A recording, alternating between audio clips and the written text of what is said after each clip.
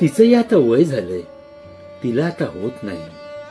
तिचंही आता वय झालंय, तिला आता होत नाही. थकलेलं तिचं शरीर तिला साथ देत नाही.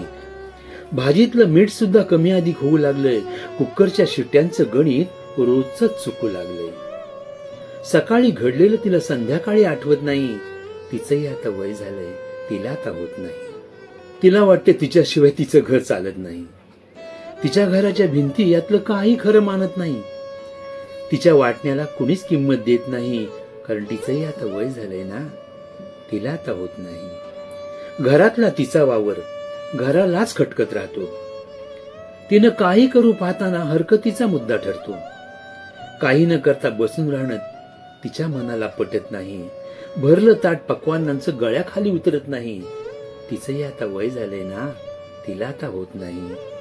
हातातल्या कामाला तिला हल्ली खूप उशीर होतो, पण तिला काहीच जमत नाही. सूर तेवढा लागून राहतो.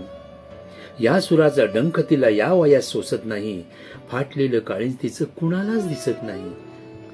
एकच गोष्ट पुन्हा पुन्हा विचारताना ती हल्ली थकत नाही. मग कुणाच्याही नजरेत ती शहाणी म्हणून उरत नाही. शहाणपणाचा दाखला तिला देता येत नाही. तिचंही आता वय झाले ना. तिच्या काबाड कष्टांनाही घर पार विसरून गेलंय. तिच्या काबाड कष्टांनाही घर पार विसरून गेलंय. ठिगळताना छत घराचं कितीदा मन उसवून गेलंय. केलेल्याचं मोल कुणी कवडीत सुद्धा करत नाही. आणि संध्याकाळच्या सावल्यांना उन्हाशी भांडता येत नाही. आणि संध्याकाळच्या सावल्यांना उन्हाशी भांडता येत नाही.